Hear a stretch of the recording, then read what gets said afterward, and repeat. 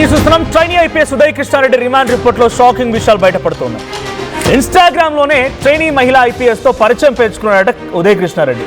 ఆ తర్వాత national police అకాడమీలో వాళ్ళిద్దరూ దగ్గరైనట్టుగా గుర్తించారు. ఉదయ్ లైఫ్ స్టోరీ తెలుసుకొని ఆ పరిచయం పెంచుకుంది ఆ మహిళ ట్రైనీ ఐపీఎస్. ఇక మహిళా ట్రైనీ ఐపీఎస్ ఉదయ్ కృష్ణారెడ్డి మధ్య చాలా కాలం పాటుగా ఈ రిలేషన్షిప్ కూడా కొనసాగింది. కొన్ని రోజుల తర్వాత వీరి మధ్య విభేదాలు మొదలయ్యాయి. ఇతరులతో మాట్లాడితే లేడీ అధికారికి ఉదయ్ వేధింపులకు పాల్పడుతూ ఉండేవాడంట. ట్రైనీ ఐపీఎస్ అధికారిపై దాడి చేసిన సంఘటనలు కూడా ఉన్నాయి. జాతీయ పోలీస్ అకాడమీలో విడిపోయారు ఉదయ్ అండ్ ఆ మహిళా ట్రైనీ ఐపీఎస్. తర్వాత మళ్ళీ ముసోరిలో దగ్గరయ్యారట ఇద్దరు. తర్వాత అనుమానంతో వేధించేవాడు ఎప్పుడు చూసినా ఉదయ్ కృష్ణారెడ్డి ఆ మహిళ చెప్తోంది. 5 సార్లు మహిళా ట్రైనీ ఐపీఎస్ను ఉదయ్ కొట్టాడంట. మహిళా ట్రైనీ ఐపీఎస్ మే నెలలో పెళ్లి చేసుకుంది.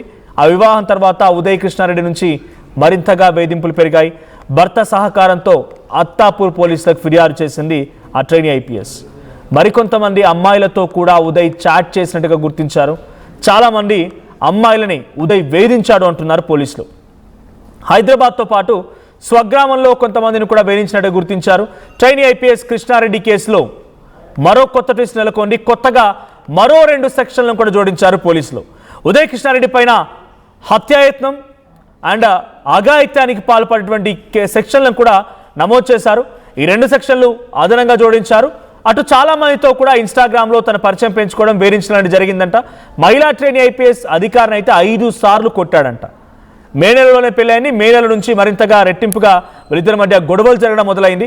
సో మొదటగా వాళ్ళు ముస్సోరిలో అంటే హైదరాబాద్లో ఉన్నప్పుడు విభేదాలు అయ్యాయి. ముస్సోరి వెళ్ళాక కలుసుకున్నారు. సో మళ్ళీ ఇక్కడ రాగానే ఈ అమ్మాయి కంప్లైంట్ ఇచ్చింది అత్తాపూర్ పోలీసులకి. సో దీనికి సంబంధించి మరిన్ని డీటెయిల్డ్ అప్డేట్స్ ప్రతినిధి నిర్మలా అందిస్తారు. నిర్మలా, సిచ్యువేషన్ ఏంటి అంటే ఉదయ్ కృష్ణారెడ్డి పైన మరో 2 సెక్షన్లు జోడించారు. ఇంకా ఎటువంటి ఆధారాలు బయటకు వస్తున్నాయి? ఉదయ్ కృష్ణారెడ్డికి వ్యతిరేకంగానే ఇంకో కొత్త అంశాలు బయటపడుతున్నాయి. కానీ ఆ మహిళకి తనకు మధ్య సంబంధాలకు సంబంధించి పన్ని ప్రూఫ్స్ ఉన్నాయని చెప్పినటువంటి ఉదయ్ కృష్ణారెడ్డి మాట మాత్రం ఒక్కటి కూడా నెరవేరడం లేదు. ఏం జరుగుతోంది?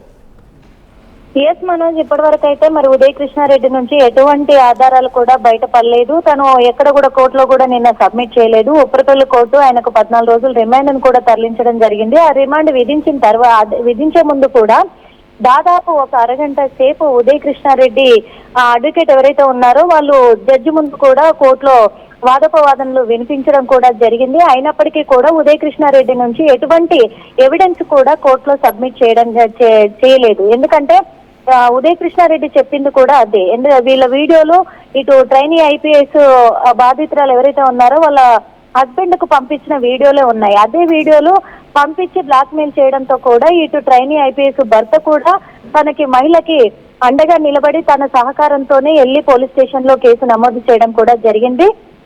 అదే కోణంలో కూడా తన చాటింగ్స్ ఏవైతే ఉన్నాయో మొబైల్లో, ఆ మొబైల్ డేటా ప్రకారంగా కూడా చాటింగ్స్ అన్ని ఇంకా బయటకు తీసుకునే ఉన్నారు. తీసినప్పటికీ కూడా ఎందుకంటే వీళ్ళిద్దరికి పరిచయమైన మాట అయితే వాస్తవమే. వీళ్ళిద్దరికి ఇన్స్టాగ్రామ్ లో పరిచయం అయింది. అలాగే తర్వాత వాళ్ళ పరిచయం కాస్త ప్రేమగా మారింది. ఆ ప్రేమగా మారిన తర్వాత ఒకే అకాడమీలో వీళ్ళు ట్రైనీ ఐపీఎస్ లాగా కూడా జాయిన్ అవ్వడం కూడా జరిగింది. అంటే తనకు ఎప్పుడైతే ఐపీఎస్ గా సెలెక్ట్ అయ్యాడని తెలిసిందో ఆ తర్వాత తన లైఫ్ స్టైల్ ని అమ్మాయి తెలుసుకోవడం కూడా జరిగిందట. లైఫ్ స్టైల్ ని తెలుసుకున్న తర్వాత తనకు ఫ్యాన్ అయిపోయానని చెప్పేసి అనడంతో ఆ మాటను ఒక వీక్ పాయింట్ గా తీసుకొని ఇక్కడ ఉదయ్ కృష్ణారెడ్డి ఆ అమ్మాయిని లోబర్చుకోవడం కూడా జరిగినట్టుగా మొత్తం రిమాండ్ రిపోర్ట్ లో కూడా విషయాలు అయితే వెల్లడవుతా ఉన్నాయి. అదే కాకుండా ఎవరితో మాట్లాడినా అనుమానించేవాడు అని చెప్పేసి కూడా ఇక్కడ మహిళ బాధితురాలైతే చెప్పుకొచ్చింది పోలీసులకు అనేది కూడా తెలుస్తూ ఉంది. ఆ మాట్లాడిన ఎవరితో పడితే వాళ్ళతో మాట్లాడుతున్నామని చెప్పేసి అనుమానాలు వ్యక్తం చేస్తున్నాడు అని చెప్పేసి కూడా అతని నుంచి దూరం అవ్వడానికి తను ప్రయత్నం చేసి తనని దూరంగా పెడుతున్న సమయంలోనే తన మీద లైంగికంగా వేధింపులకు గురి చేయడం కానీ, తన పైన దాడి చేయడం కానీ, ఇప్పటికే 5 సార్లు తనపై చేయి చేసుకోవడం కానీ ఇలాంటివన్నీ ఉదయ్ కృష్ణారెడ్డి చేయడంతో అమ్మాయి కనీసం నేను పెళ్లి చేసుకుంటేనైనా నా వైపు రాకుండా ఉంటాడు అనే ఒక నేపథ్యంలో ఇప్పుడు ఆ మహిళా ట్రైనీ ఐపీఎస్ కూడా మ్యారేజ్ చేసుకోవడం జరిగింది. పెళ్లి చేసుకున్న తర్వాత కూడా వేధింపులకు మాత్రం గురి చేస్తానే ఉన్నాడు. ఎందుకంటే సేమ్ అకాడమీ, ఒక్కటే అకాడమీ, జాతీయ అకాడమీ కావడంతో కూడా అకాడమీకి వస్తున్నప్పుడు అందరి ముందు తోటి సహచరుల ముందు చాలా అసభ్యకరంగా మాట్లాడడము, అలాగే వాళ్ళ ముందు బెదిరింపులకు లోన్ చేయడము, ఇలాంటివన్నీ కూడా చేసినట్టుగా రిమైండ్ రిపోర్ట్ లో వెల్లడవుతున్నాయి. అదేవిధంగా ఇటు బాధితురాలి కాళ్లపైన గాయాలు, అలాగే చేతులపైన, మెడపైన గాయాలు కూడా ఉన్నాయి. అదే కాకుండా మారణాయుధాలతో కూడా బెదిరించినట్టుగా అమ్మాయి రిమైండ్ రిపోర్ట్ లో కూడా విషయాలు వెల్లడవుతా ఉన్నాయి. కంప్లైంట్ కాపీలో కూడా మహిళా ఐపీఎస్ అయితే, ట్రైనీ ఐపీఎస్ మహిళ అయితే తను నమోదు చేయడం కూడా జరిగింది. ఆ కంప్లైంట్ కాపీలో కూడా అవే ఉన్నాయి. అందుకే ఇవన్నీ కూడా పరిగణలోకి తీసుకున్న ఎడల కూడా తన వద్ద ఉన్నటువంటి సాక్ష్యాలు కూడా ఇప్పటి వరకు ఉదయ్ కృష్ణారెడ్డి ఎటువంటి సాక్ష్యాలు ఇప్పటి వరకు సబ్మిట్ చేయలేదు. హైకోర్టులో కూడా 2 పిటిషన్లు వేశాడు. 2 పిటిషన్లు వేసినప్పుడు కూడా 2 పిటిషన్లను కూడా హైకోర్టు కొట్టిపడేయడం జరిగింది. తిరస్కరించడంతో ఉప్పరపల్లి కోర్టు మాత్రము 14 రోజులు రిమాండ్ కు తరలించడం జరిగింది. ఇదే నేపథ్యంలో ఇప్పటికైనా తన వైపు నుంచి ఉన్నటువంటి అడ్వకేటు ఉదయ్ కృష్ణారెడ్డి ఎటువంటి తప్పు చేయలేదు అని చెప్పేసి ప్రూవ్ చేస్తాడేమో అంటే ఎటువంటి ఆధారాలు కూడా లేనట్లుగానే తెలుస్తూ ఉంది. అదే కాకుండా తన సొంత ఊర్లో కూడా చాలా మంది అమ్మాయిలని ఇలాగే వాడుకొని వదిలేశాడు అనేది కూడా నేర చరిత్ర ఇప్పుడు వెలుగులోకి వస్తూ ఉంది. కాబట్టి ఇవన్నీ కూడా దృష్టిలోకి తీసుకునే అవకాశాలు ఉన్నాయి. ఈ విషయాన్ని ఉదయం సిపి సజ్జనార్ కూడా ట్విట్టర్ వేదికగా మొత్తం క్లియర్ గా మెన్షన్ చేయడం కూడా జరిగింది, పోస్ట్ చేయడం కూడా జరిగింది. ఇవన్నీ మళ్ళీ కోర్టు కూడా దృష్టికి తీసుకుని ఉంది. అలాగే ఇరు వర్గాల లాయర్లు కూడా వాదనలు నెక్స్ట్ మళ్ళీ కోర్టులో వినిపించబోతున్నారు అనేది కూడా తెలుస్తుంది మనోజ్. రైట్, అంటే ఉదయ్ కృష్ణారెడ్డి పైన మరో 2 సెక్షన్లు జోడించారంటే ఇంకా ఎటువంటి ఆధారాలు బయటపడుతున్నాయి? ఎవరైనా బాధితురాలు వస్తున్నారా బయటికి? అంటే తను చాలా మందిని వేధించేవాడు, ఇన్స్టాగ్రామ్లో మెసేజ్ చేస్తూ ఉండేవాడు, ఇంటి దగ్గర ఒక అమ్మాయి, ఇక్కడ ఒక అమ్మాయి అని చెప్పి వస్తున్నాయి. ఎవరైనా బాధితులు బయటకు వస్తున్నారా? బాధితుల తాలూకా కంప్లైంట్స్ కానీ వాంగ్మూలాన్ని కానీ తీసుకుంటున్నారా? ఎస్ మనోజ్, ఇప్పుడు ట్రైనీ ఐపీఎస్ మహిళ ఎవరైతే ఉన్నారో కంప్లైంట్ ఇచ్చిన మహిళని ఎవరెవరితో తను మాట్లాడేవాడు ఏంటి అనే డీటెయిల్స్ కూడా పోలీసులకు అందజేసినట్టుగా తెలుస్తుంది.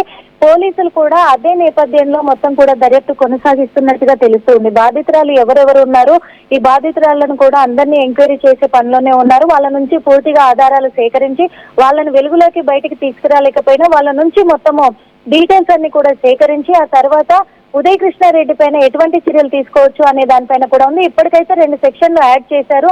ఈ 2 సెక్షన్లతో పాటు ఇంకేమైనా అవి ఆధారాలు లభించాయి అంటే గనక ఇంకా సెక్షన్లు యాడ్ అయ్యే అవకాశం కూడా ఉంది, శిక్ష పెరిగే అవకాశం కూడా కనిపిస్తూ ఉంది Manoj. Right, thank you Nirmala. So Uday Krishna Reddy తన ఇన్స్టాగ్రామ్ ద్వారా మరికొంతమంది అమ్మాయిలను కూడా వేధించినట్టుగా పోలీసులు గుర్తించారు. సో అటు ఆ మహిళా ట్రైనీకి కూడా ఇన్స్టాగ్రామ్ ద్వారా పరిచయం అయ్యారు. ఈ పరిచయం కాస్త వాళ్ళిద్దరి మధ్య కొన్ని రోజుల రిలేషన్షిప్ కొనసాగిందని చెప్తున్నారు. అయితే ఇన్స్టాగ్రామ్లోనే ఇటు ఉదయ్ కృష్ణారెడ్డి యొక్క లైఫ్ స్టైల్, తన యొక్క చరిత్రని, తను ఎదిగినటువంటి విధానాన్ని తెలుసుకున్నటువంటి ఆ మహిళా ట్రైనీ ఐపీఎస్ పరిచయం పెంచుకుంది. సో ఈ పరిచయం కాస్త కొన్ని రోజులు రిలేషన్షిప్ కొనసాగింది. హైదరాబాద్ నేషనల్ పోలీస్ అకాడమీలో ఉన్నప్పుడే వాళ్ళిద్దరూ విడిపోయారు, ముసూరులో మళ్ళీ కలిశారు. ఇలా జరుగుతూ వచ్చింది. సో అక్కడ ఇక్కడ ట్రైనింగ్ తీసుకుంటున్న క్రమంలోనే ఈ యొక్క వివాదం కాస్త మరింతగా ముదిరింది. మే నెలలోనే పెళ్లి చేసుకున్నప్పటి నుంచి ఇంకా వేధింపులు మొదలయ్యాయి. 5 సార్లు కూడా కొట్టాడు అని చెప్పి ఆ రిమాండ్ రిపోర్ట్లో రాసుకొచ్చారు. సో కంప్లీట్గా ఆ మహిళ చెప్తున్నటువంటి మాటలనే, రిమాండ్ రిపోర్ట్ నథింగ్ బట్ అక్కడ జరిగినటువంటి సంఘటన ఏంటి, ఆ మహిళ చెప్తున్న మాట ఏంటి, పోలీసులు ఏం ప్రిలిమినరీ ఎంక్వైరీలో తేల్చారనేది మాత్రమే రాసుకొస్తారు. సో రిమాండ్ రిపోర్ట్లో ఉన్న అంశాలు ఇప్పుడు అన్ని కూడా ఒక్కో రకంగా. ఉదయ్ కృష్ణారెడ్డి చాలా దారుణమైన వ్యక్తి. ఉదయ్ కృష్ణారెడ్డి ఒక కంప్లీట్లీ ఫ్లర్టింగ్ చేస్తూ ఉండేవాడు అమ్మాయిలతో, తర్వాత అభ్యసభ్యంగా బిహేవ్ చేస్తూ ఉండేవాడని మాత్రం ఇప్పుడున్నటువంటి రిమాండ్ రిపోర్ట్ మాత్రం తేలుస్తోంది.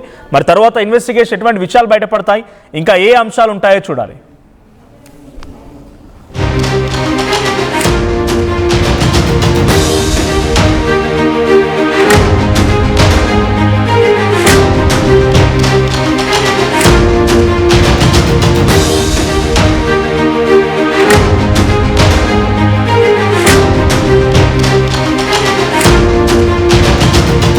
Right, so trainee IPS Uday Krishna Reddy పైన మరో 2 సెక్షన్లు కూడా జోడించారు పోలీసులు. సో ఆయన పైన కొత్తగా ఉదయ్ కృష్ణారెడ్డి పైన ఒక వ్యక్తిని చంపడానికి ప్రయత్నం చేశాడని, అఘాయిత్యానికి పాల్పడ్డాడని చెప్పి కూడా సెక్షన్లు జోడించారు.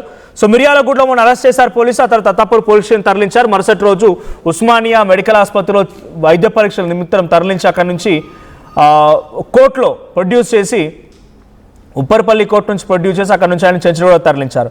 చెంచల్గూడకి తరలించిన తర్వాత అయితే రిమాండ్ రిపోర్ట్, కోర్టులో ఇచ్చిన రిమాండ్ రిపోర్ట్ ఉంటుందో ఆ రిమాండ్ రిపోర్ట్ చూస్తూ ఉంటే అంతా షాక్ అవ్వాల్సిందే. కేవలం ఆయన ఈ మహిళా ట్రైనీ ఐపీఎస్ అధికారితో పాటుగా ఇంకొంతమందితో కూడా చాటింగ్ చేస్తూ ఉండేవాడు. వారిని కూడా వేధిస్తూ ఉండేవాడు, వారితో కూడా అసభ్యకరంగా మాట్లాడుతూ ఉండేవాడు అనే విషయాన్ని ఆ రిమాండ్ రిపోర్ట్లో రాసుకొచ్చారు. సో అటు ముస్సోరిలో వీళ్ళిద్దరి మధ్య విభేదాలు స్టార్ట్ అయ్యాయి, నేషనల్ పోలీస్ అకాడమీలో ఉన్నప్పుడు విభేదాలు స్టార్ట్ అయ్యాయి, ముస్సోరి తర్వాత కొంత కలుసుకున్నారు. సో ఆ విభేదం కాస్త రోజు రోజుకి ఇంకా పెరిగిపోయి వేధింపుల వరకు వచ్చినట్టుగా తెలుస్తోంది. సో ఉదయ్ కృష్ణారెడ్డి సంచలన అనౌన్స్మెంట్ వచ్చింది. బారితాల్ 2024 బ్యాచ్లో ఎంపికైనటువంటి వ్యక్తి సో లీవ్ కారణంగా 2025లో ట్రైనింగ్కి చేరిందంట. ఆ మహిళ సజ్జనార్ చెప్తున్న ప్రకారం ఏంటంటే 2025 మధ్యలో ఇన్స్టాగ్రామ్లో బారితాల్ పరిచయం అయింది. సో బారితాల్కి తన సక్సెస్ స్టోరీకి చెప్పి ట్రాప్ చేశాడు ఉదయ్ కృష్ణారెడ్డి అని చెప్పి సజ్జనార్ అంటూ ఉన్నారు. ఇక బారిత్రాలు 2024 బ్యాచ్కి ఎంపికైనటువంటి ఒక అమ్మాయి, ఆమె లీవ్ కారణంగా 2025లో ట్రైనింగ్గా చేరిందట. ఆ టైంలోనే ఉదయ్ కృష్ణారెడ్డికి ఆ అమ్మాయి దగ్గరైంది. గతంలో ఉదయ్ కృష్ణారెడ్డి కానిస్టేబుల్గా పనిచేశాడు. లైంగిక వేధింపుల కేసులో ఉదయ్ కృష్ణారెడ్డిని అరెస్ట్ చేశామని చెప్పి సజ్జనార్ అంటూ ఉన్నారు. సో నకిలీ సోషల్ మీడియా అకౌంట్స్తో మహిళలకు వేధిస్తూ ఉండేవాడు ఉదయ్ కృష్ణారెడ్డి. ప్రైవేట్ వీడియోలతో బ్లాక్మెయిల్ చేసినట్టుగా కూడా ఆ మహిళ ఫిర్యాదు చేసిందని సజ్జనార్ అంటూ ఉన్నారు. సో గదిలో బంధించి బెదిరించాడని బాధితురాలు ఆరోపిస్తోంది. ఇక వెపన్స్ చూపించి తను లొంగదీసుకోవాలని ప్రయత్నం చేశాడని కూడా ఆ బాధితురాలు చెప్తోంది అంటున్నారు సజ్జనార్. లొంగిపోయేసరికి కుటుంబ సభ్యులకి ప్రైవేట్ వీడియోలు పంపాడు. సో గన్ చూపించి బెదిరించి తను లొంగదీసుకోవాలని చూశాడు. లొంగిపోయిన తర్వాత ఆ వీడియోలని కుటుంబ సభ్యులకు పంపించాడు. తాజాగా ఉదయ్ కృష్ణారెడ్డికి 14 రోజులు రిమాండ్ విధించిన విషయం తెలిసింది. దీనిపైన హైదరాబాద్ సిపి సజ్జనార్కు రియాక్ట్ అయ్యారు. సజ్జనార్ చెప్తున్న మాటలు మనం చూసాం. సో అమ్మాయిని వేధిస్తూ ఉండేవాడు, ఆ అమ్మాయిని లొంగ తీసుకోవాలని గన్తో ఆ అమ్మాయిని బెదిరించేవాడు, లొంగ తీసుకోవాలని చూస్తూ ఉండేవాడు. లొంగిపోయిన తర్వాత ప్రైవేట్ వీడియోలని రికార్డు చేసుకునేవాడంట. ఫేక్ అకౌంట్స్తో పలుమార్లు వేరే అమ్మాయిలను కూడా ట్రాప్ చేసే ప్రయత్నం చేశాడు.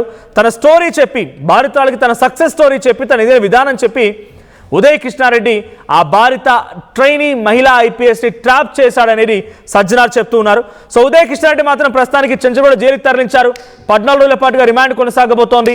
సో ఉదయ్ కృష్ణారెడ్డికి ఉన్నటువంటి ఆ రిమాండ్ రిపోర్ట్లు మాత్రం విస్తుపోయే విషయాలు బయటకు వస్తూ ఉన్నాయి.